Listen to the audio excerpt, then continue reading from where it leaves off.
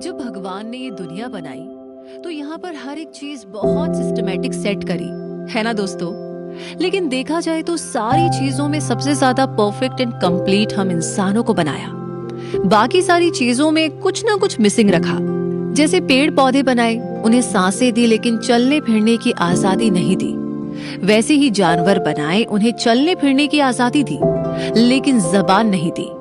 चांद तारे बनाए, उन्हें खूबसूरती दी तो सारी दुनिया से बहुत दूर रखा कि उन्हें कोई भी हाथ ही ना लगा सके। ऐसी ही और चीजों पर भी गौर किया जाए तो कहीं ना कुछ तो कमी है। लेकिन हम इंसानों को भगवान ने सारी चीजें दी है। हम बोल सकते हैं, सुन सकते हैं, चल सकते हैं और सबसे बड़ी बात कि हम सोच सकते हैं। ये हमारी सबसे बड़ी पावर है। लेकिन कभी कभी हमसे ना इसका इस्तेमाल भी बराबर नहीं किया जाता, और वो इसलिए क्योंकि हम इस पावर की अहमियत को समझ ही नहीं पाते। तो आज इस कुकू एफएम बाइट में हम बात करेंगे हमारे माइंड के कॉन्सेप्ट की। ये असल में है क्या और हमें कितना पावरफुल बना सकता है। गिलबर्ट राइल, जो कि एक जाने माने फिलोसॉफिकल राइटर है, उन्हीं की एक बहुत ही famous book The Concept of Mind से रेफरेंस लेकर इस कॉन्सेप्ट को समझेंगे। इस बुक में ऑथर ने हमारे माइंड और बॉडी को दो अलग चीजें नहीं बताई है। उनके अकॉर्डिंग हमारी फिजिकल स्टेट पूरी तरह से हमारी मेंटल स्टेट पर डिपेंड करती है। वैसे ये बात तो हम बचपन से ही पढ़ते आ रहे हैं कि हमारी बॉडी के सारे ऑर्गन्स को हमारा माइंड ही गवर्न करता है। जो हम सोचते हैं वही हम करते हैं, और ऑथर के हिसाब से हमारा माइंड हमारी बॉडी का राजा है। वो एक ऐसी एंटिटी है जो हमारी मेंटल और फिजिकल के साथ साथ सोशल और इकोनॉमिक लाइफ भी चलाती है। हम हमारी लाइफ में कुछ भी करने से पहले सोचते हैं, फिर उसे एक्शन में लाते हैं, और यही एक्शंस हमारी सोशल और इकोनॉमिकल लाइफ बनाती है। तो सारा खेल शुरू होता है हमारे माइंड से। क्या आप सब इस पूरे खेल को डिटेल में जानना चाहते हैं? तो बने रहिए हमारे साथ एंड तक। नमस्कार दोस्तों, मैं रूबी पारिक इस सफर में आपके साथ, और आप सुन रहे हैं कुकू एफएम, सुने जो मन चाहे। जैसा कि हमने पहले बात की थी कि इंसान इस यूनिवर्स का सबसे परफेक्ट और कंप्लीट किरदार है। एक ऐसा किरदार जिसकी छोटी से छोटी बात सारा यूनिवर्स देख सकता है। हम किस तरह बैठ रहे हैं, उठ रहे हैं, चल रहे हैं, लेकिन हम कैसे सोच रहे हैं ये कोई नहीं देख सकता, क्योंकि हमारे सोचने की शक्ति इस यूनिवर्स में नहीं है। वो हमारी बॉडी के अंदर छुपी हुई है। एक इंसान के दिमाग के मेंटल प्रोसेस को सबसे ज्यादा बेहतर वो खुद ही समझ सकता है। आसान शब्दों में कहे तो हमारे दिमाग की जॉब इस यूनिवर्स में सबसे ज्यादा प्राइवेट जॉब है। तो इसका मतलब हुआ कि इंसान दो दुनिया में जीता है। पहला तो वो खुद और उसकी बॉडी, और दूसरा वो और उसका माइंड। पहली वाली दुनिया पब्लिकली सबके सामने होती है, और दूसरी वाली दुनिया सिर्फ और सिर्फ उसके खुद के पास होती है। अब अगर इस बात पर गौर किया जाए तो जो चीज हमारी आंखों के सामने नहीं है, यानी जो हमारा इंटरनल ऑर्गन है ब्रेन, उसका हमारी बॉडी पर कितना असर पड़ता है। वो कहते हैं ना, अगर आप मेंटली खुश हैं तो आप फिजिकली भी फिट हैं। ये हमारी लाइफ है। इसमें हमारे साथ कई ऐसे हादसे हो जाते हैं जो हमारे दिमाग में कैद हो जाते हैं। लेकिन ये छोटी छोटी चीजें हमारे दिमाग पर कितना असर करती है, और ये दिखता है हमारे एक्शंस में। ऑथर हमें इस बात की गहराई को समझाते हुए कहते हैं कि किस तरह से हमारा माइंड हमारी बॉडी के हर एक्शन को गवर्न करता है। हमारी बॉडी जो एक बाहरी दुनिया है, और माइंड जो कि एक अंदरूनी दुनिया है, दोनों एक दूसरे से बहुत अलग है, लेकिन कितनी ज्यादा इंटरकनेक्टेड है। जैसा हमारा माइंड सोचता है वैसे ही हमारे हाथ पैर फॉलो करते हैं। उसी तरह जैसा हम देखते हैं या सुनते हैं, उसके अकॉर्डिंग ही हमारा माइंड सोचता है। बिल्कुल सीधा सीधा कनेक्शन है। जिस तरह से सिक्के के दो पहलू होते हैं, उसी तरह से इस दुनिया में हर बात के दो पहलू होते हैं। पहला इन रियलिटी एंड दूसरा इन आवर माइंड्स। जिस तरह से रियलिटी में हर एक चीज एक पर्टिकुलर स्पेस में मौजूद है, जैसे इंसान, जानवर, पेड़ पौधे वगैरह वगैरह, ये सारी चीजें जमीन पर मौजूद है। ये हुआ फिजिकल एग्जिस्टेंस। उसी तरह से हमारी कॉन्शियसनेस, हमारी मेंटल हैपनिंग्स, हमारी बॉडी में प्रेजेंट एक इंसुलेटेड स्पेस जिसका नाम है हमारा माइंड, उसमें मौजूद होती है। ये हुआ मेंटल एग्जिस्टेंस। इसलिए ऑथर ने हमारे माइंड को एक घोस्ट कहा है और हमारी बॉडी को एक मशीन। ये मशीन पूरी तरह से इस घोस्ट पर डिपेंड करती है। जब कभी अगर हमारी मशीन थक जाए और हार जाए तो हम चाहे तो इस घोस्ट से इस मशीन की ग्रीसिंग करा सकते हैं। फिर देखिएगा कैसे मैजिकली ये मशीन बिल्कुल ब्रांड न्यू मशीन्स की तरह काम करने लगेगी। हमें अक्सर बचपन में हमारी टीचर्स चैप्टर्स को रट्टाफाई करने के लिए डांटती थी, है ना? वो कहती थी कि लेसन्स को जब तक समझोगे नहीं तब तक दिल में कैसे उतार पाओगे। सिर्फ आंसर्स का रट्टा मारने से कुछ भी हासिल नहीं होगा। इसी कॉन्सेप्ट को ऑथर ने हमें अपनी इस बुक में समझाया है। वो बताते हैं कि नॉलेज दो तरह की होती है। पहली तो नोइंग हाउ, यानी किसी भी स्किल या प्रोसीजर को कैसे किया जाता है उसकी नॉलेज होना। नोइंग हाउ हुआ आपकी एबिलिटी। इसमें आपको ज्यादा सोचने की जरूरत नहीं पड़ती। जैसे बाइक चलाना, स्विमिंग करना, हॉर्स राइडिंग, ये सारी एक्टिविटीज आपकी स्किल्स भी बताती है और आपके एक्शंस में आपकी इस नॉलेज का अंदाजा लगाया जा सकता है। वही दूसरी नॉलेज हुई नोइंग दैट, यानी ऐसा है तो है, ये बात फैक्ट है, हम इसे चेंज नहीं कर सकते। ये एक तरह की प्रपोजिशनल नॉलेज है और ऐसा है तो है, हमारे कुछ करने से या सोचने से कुछ भी बदला नहीं जा सकता। जैसे फ्रांस का कैपिटल है पेरिस, वाटर 100 डिग्री सेल्सियस पर ही बॉईल होता है। ये बातें फैक्ट है तो है, ये नॉलेज आपकी अंडरस्टैंडिंग बताती है। ऑथर गिलबर्ट राइल ने इन दोनों नॉलेज को हमारे ह्यूमन माइंड की तो अलग अलग फैकल्टीज नहीं बताई है, बल्कि उनके अकॉर्डिंग ये दो नॉलेज एक इंसान के दिमाग की डिफरेंट मेंटल अंडरस्टैंडिंग्स है। नोइंग हाउ हमें इस दुनिया में रहने के लिए काबिल बनाता है और नोइंग दैट हमें इस दुनिया की सच्चाई से रूबरू करवाता है।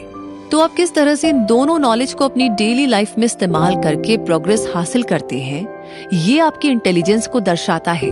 ग्रोथ उन्हीं के हिस्से में आती है जो अपने एक्शंस को फूंक फूंक कर लेते हैं। किसी भी बात की नॉलेज होना इनफ नहीं है। जब तक आप उसे अपने एक्शंस में नहीं लाओगे तो आपकी वो नॉलेज किसी भी काम की नहीं है। जैसे एक शेफ अपनी रेसिपीज बनाने से पहले अपने माइंड में उन्हें दोहराता है।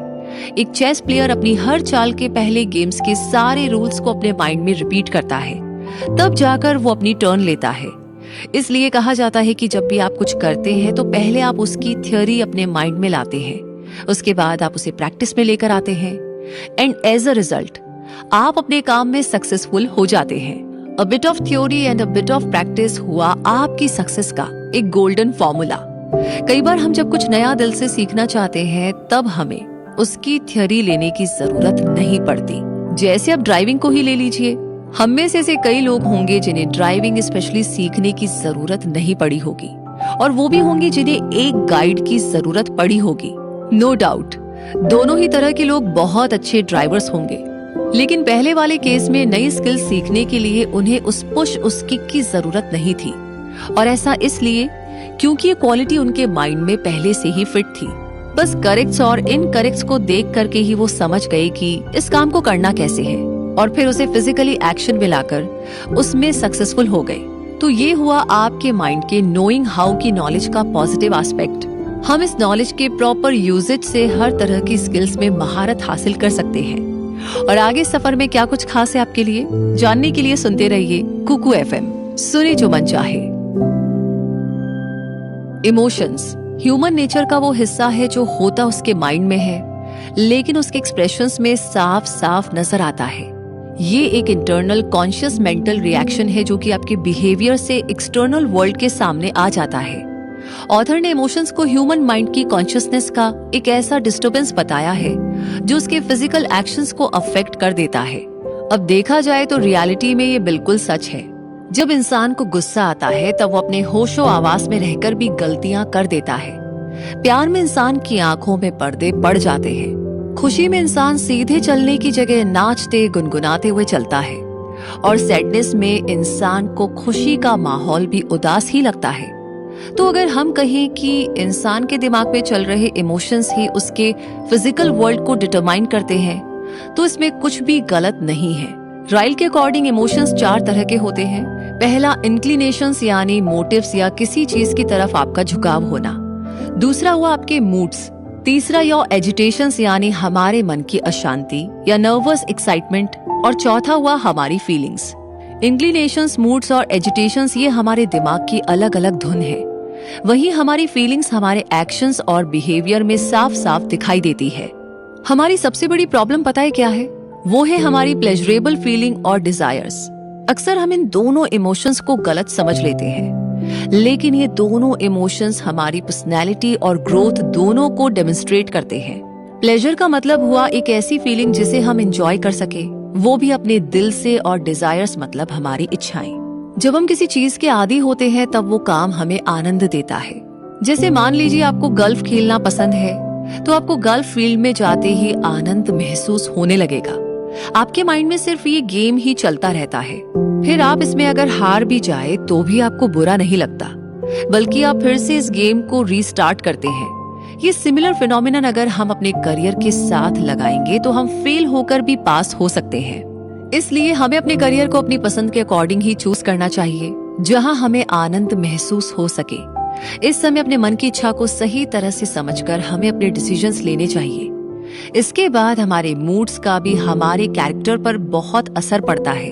वो कहते हैं ना, first impression is the last impression. कभी कभी अगर कुछ समय के लिए हमारा मूड खराब होता है तो हम उतने समय में अच्छे से बिहेव नहीं कर पाते, कम्युनिकेशन में थोड़े रूड और साइलेंट हो जाते हैं, हमारे फेशियल एक्सप्रेशंस भी कुछ खास अच्छे नहीं होते, और ना ही हमारी तरफ से सामने वाले को अच्छी वाइब्स आती है। तो ऐसे टाइम में अगर सडनली कोई स्ट्रेंजर से हम टकरा जाए तो वो हमारे इस मूड के बेसिस पर हमें जज करता है और अपने माइंड में हमारे लिए रूड, प्राउडी, ईगोस्टिक जैसी इमेज बना लेता है। बट रियलिटी में हम ऐसे होते नहीं हैं। ऑथर ने अपनी इस बुक में हमारे इस मूड को हमारी सबसे बड़ी पावर बताया है। हमारा मूड हमारी ओवरऑल वेलबींग को प्रेजेंट करता है। ये हमारी वो फीलिंग है जिसे हम छुपा नहीं सकते। एट लास्ट ऑथर बताते हैं कि इंसान के इमोशंस दो डिफरेंट सेंसेस के होते हैं। पहला सेंस तो वो जिसमें इंसान अपने बिहेवियर को अपनी फीलिंग्स के हिसाब से एक्सप्लेन करता है। इस सेंस में हम हमारे इंटरेस्ट के हिसाब से एक्शंस लेते हैं। ये बेसिकली हमारे मोटिव्स और इंक्लिनेशंस को बताता है। और दूसरा सेंस हुआ हमारे मूड्स का, जिसमें हम अक्सर एजिटेशंस और नर्वसनेस की वजह से कुछ ऐसे एक्शंस ले लेते हैं जो कि हमें नहीं लेने चाहिए। तो यहाँ पर हमने इमोशंस के बारे में जाना, लेकिन इमेजिनेशन का क्या रोल है हमारी जिंदगी में, ये हम जानेंगे आगे। बने रहिए सफर में रूबी के साथ। सुन रहे हैं आप कुकू एफएम, सुने जो मन चाहे। इमेजिनेशन का मतलब क्या होता है? क्या हमारे दिमाग के ख्याली पुलाव को हम इमेजिनेशन कह सकते हैं, या फिर वो सारी इम्प्रैक्टिकल बातें जो हम सोचते रहते हैं बट रियलिटी में वैसा कुछ होता नहीं है? क्या ये इमेजिनेशन होता है? जी हाँ, इन्हें हम अपनी कल्पनाएं भी कह सकते हैं। लेकिन ऐसी कल्पनाओं का क्या फायदा जो हमें कुछ बेनिफिट ही ना दे? अगर आपके पास इमेजिनेशन की पावर है तो क्यों ना इस पावर को हम कुछ ऐसे इस्तेमाल करें जो हमारे लिए फायदेमंद साबित हो। क्यों दोस्तों, आप सभी क्या सोचते हैं इस बारे में? इमेजिनेशन हमारी वो मेंटल एबिलिटीज में से एक है जिसमें हम उन सिनेरियोज या चीजों को इमेजिन कर सकते हैं जो हाल में, प्रेजेंट में हमारी नजरों के सामने न हो। ये हमारे माइंड की एक क्रिएटिव फैकल्टी है जिसे हम अपनी ग्रोथ के लिए यूज कर सकते हैं। इस पावर की हमें हमारी लाइफ के हर पड़ाव में जरूरत होती है। जब आप बच्चे हो, जवान हो या बुजुर्ग, तीनों फेजेस में इमेजिनेशन हमारे लिए बहुत ही फ्रूटफुल साबित हो सकती है अगर इसका इस्तेमाल सही तरह से किया जाए तो। ऑथर ने अपनी इस बुक में बताया है कि किसी भी चीज को अपनी आंखों के सामने देखना और किसी चीज को अपने माइंड में पिक्चराइज करना, ये दो अलग अलग चीजें हैं। आप कोई भी चीज सिर्फ खुली आंखों से ही देख सकते हैं, लेकिन आप चीजों को बंद आंखों से भी पिक्चराइज कर सकते हैं।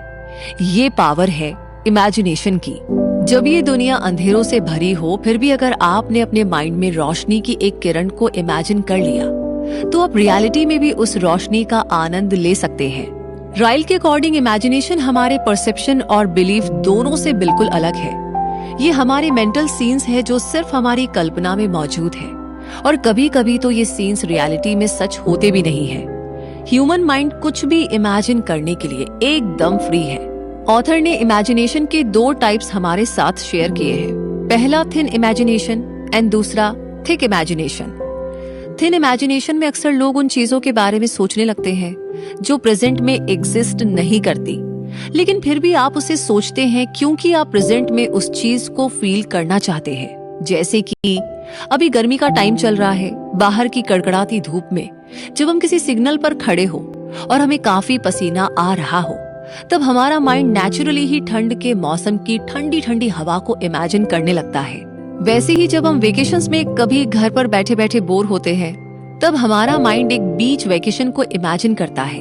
तो ये होती है आपकी थिन इमेजिनेशन, जहां पर आप ऐसी चीजों को इमेजिन करते हैं जो आपके प्रेजेंट में नहीं होती।